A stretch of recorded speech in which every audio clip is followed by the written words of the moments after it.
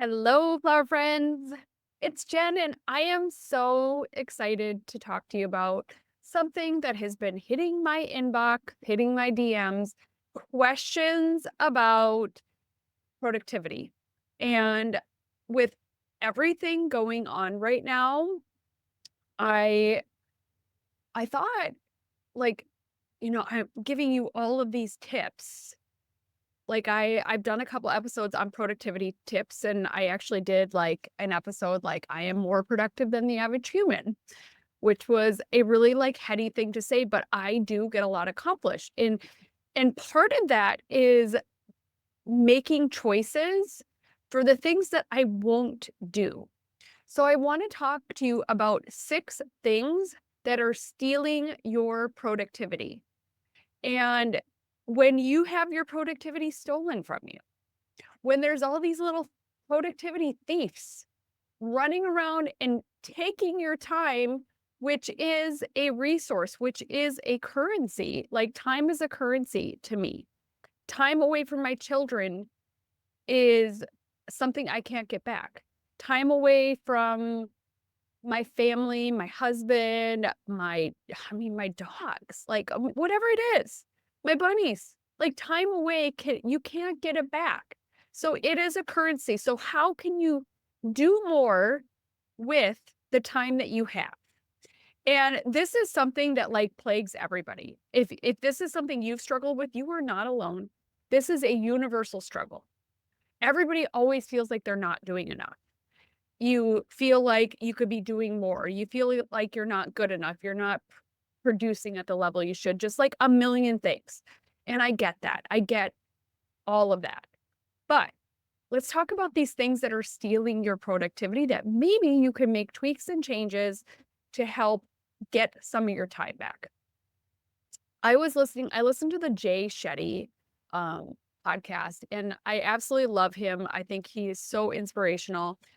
And he was talking about, basically, you kn I think right now, especially with the world kind of being in this total state of unrest, people talking about other people takes the average person talks about other people or other people's issues, problems, whatever, 52 minutes a day. So 52 minutes a day, people are talking shit about other people. Like, think about that. And then when you're like, "Oh, no, no, that can't be me." Think about your kid's friend that's a total little a-hole and that you're upset about. Think about the fight with your mom or dad. Think about the fight with your spouse that you're telling your best friend about. Think about you're at the gym with your bestie and then somebody is, like, being ridiculous and doing whatever.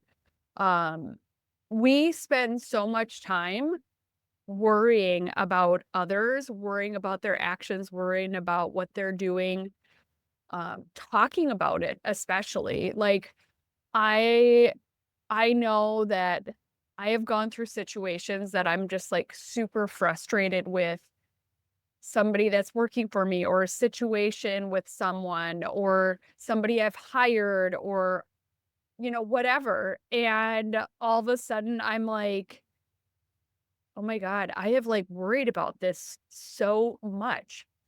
And it is so not helpful. Like, get it out for 2 seconds and be done and move on.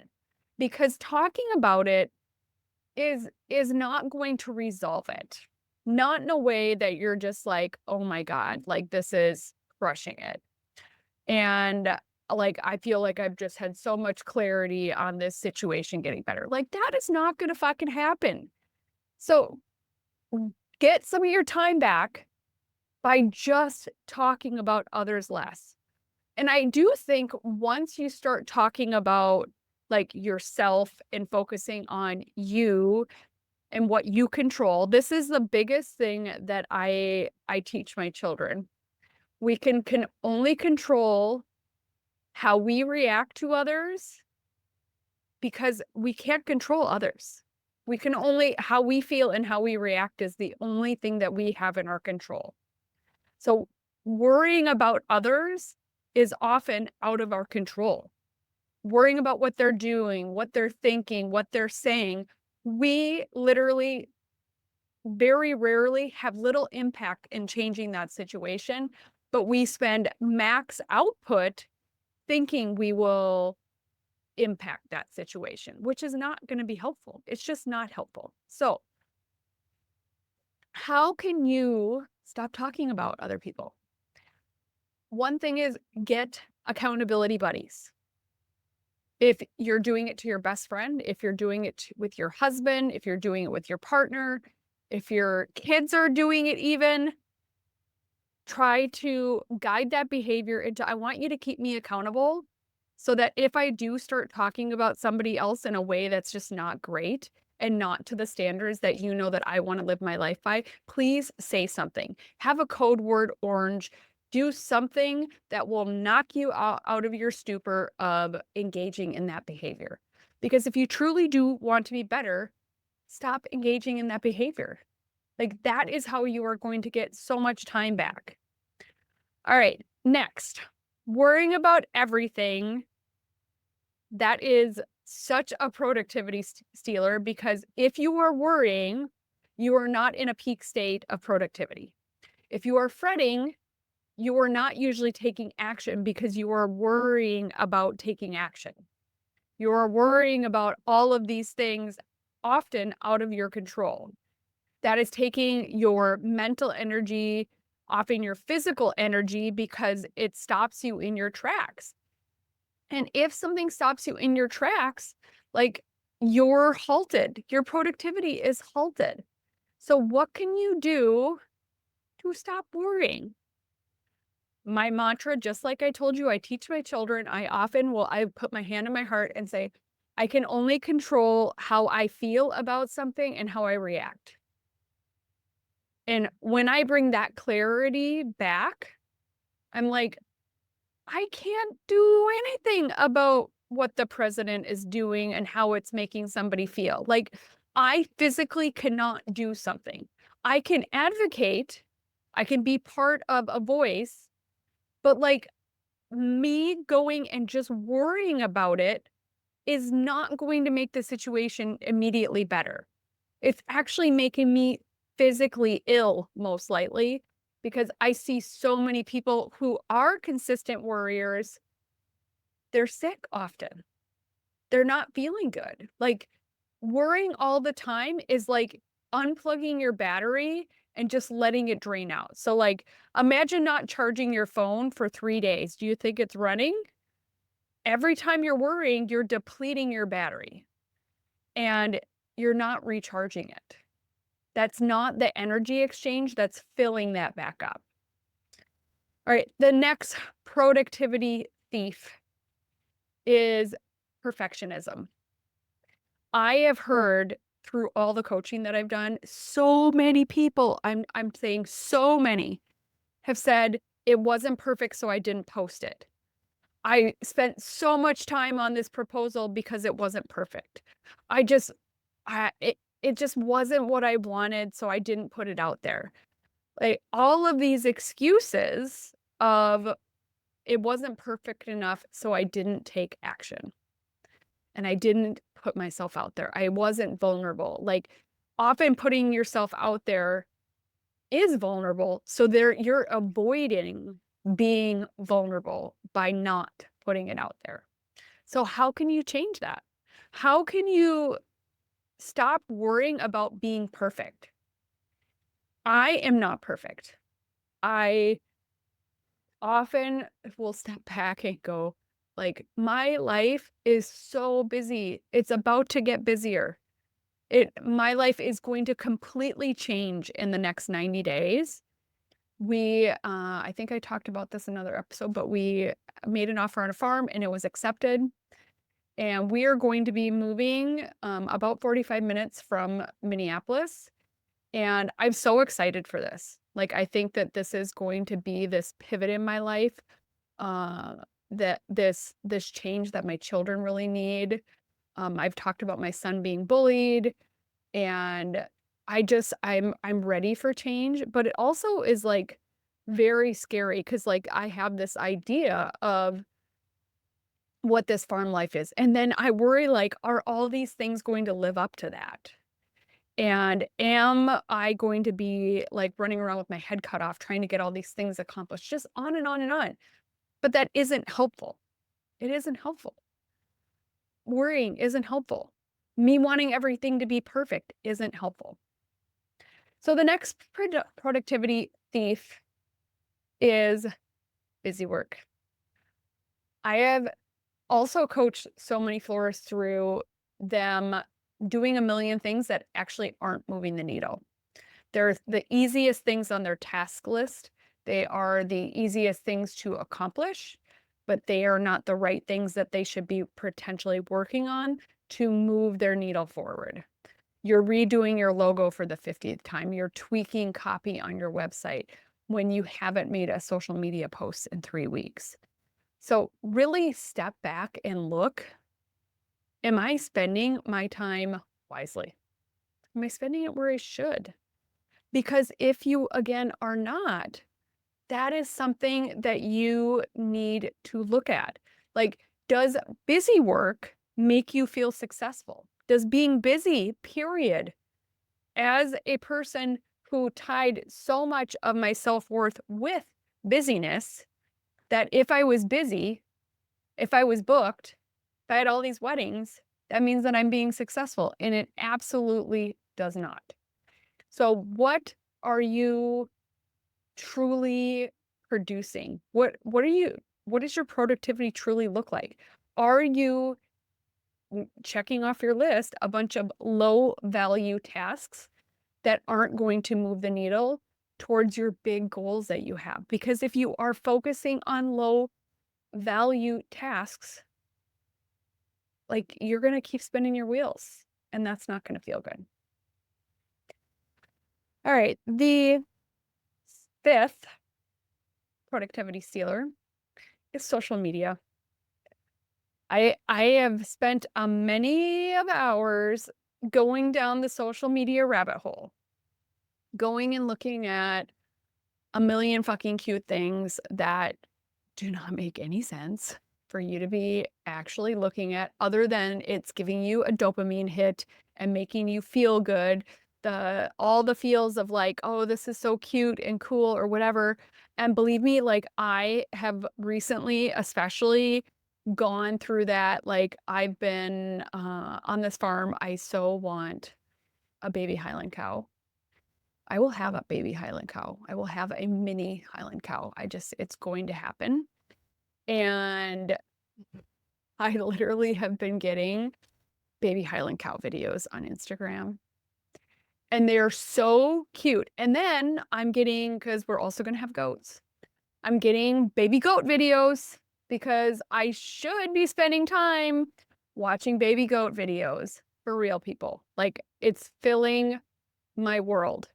And so if that is you, if you're going down, oh my God, look at this, look at that, look at this. And especially on TikTok, these sites are designed to suck you in and brainwash you into staying as long as possible. They are doing everything they can to keep you sucked into the vortex. So think of that. Do things to help moderate that behavior. Apple, I'm an Apple user.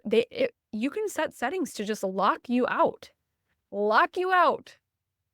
If you locked yourself out after 20 minutes, is the world going to end? No. So what could you do that literally could you just lock yourself out after 20 minutes? If you absolutely need to spend 5 more minutes, you can enter your password for your phone and override it for 5 more minutes. I think you can actually set the timer and override it for a few minutes.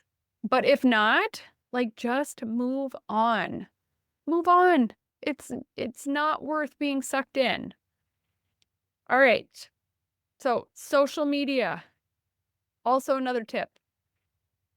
If you get sucked in when you think you're going to post, and then you get sucked in and then you don't post, use a scheduling tool. A scheduling tool, for one, is a huge productivity saver because you are batching. batch your social media content. And when you batch your social media content, you literally are just like in this tunnel vision, hyper focus, kicking ass and taking names kind of energy to help move things forward. So it is in this frame or zone of genius moment that you're like writing all these, captions, you're picking all your photos, you're doing whatever. But when you batch it, you're just getting so much more done because you're in a focused state. You're not like, whoa, look at this baby cow.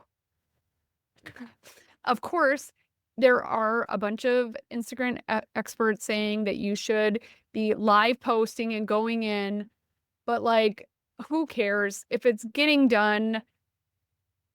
But even if it was 10% more engagement, but you spent an hour sucked into the Instagram vortex, like, not helpful. So do what is helpful. Do what is going to set you up for success.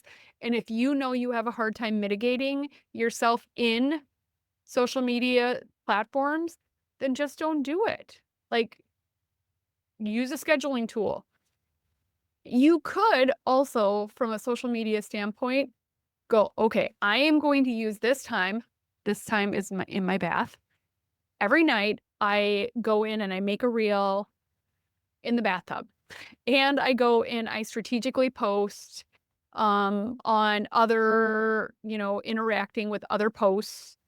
I will potentially go in and, follow some new people who are suggested to me.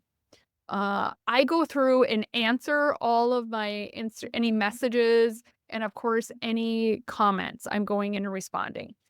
Then I'm going into stories and I'm looking for people and I'm commenting on their stories because that goes directly into their inbox and is going to be seen 10 times more.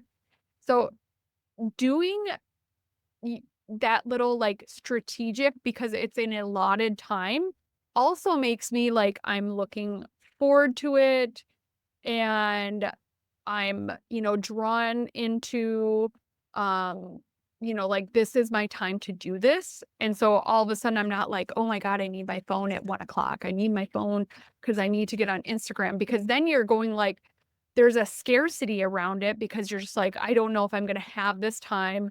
And then you're feeling like you need to get in there to get that time. And it's just this cycle. So don't do it.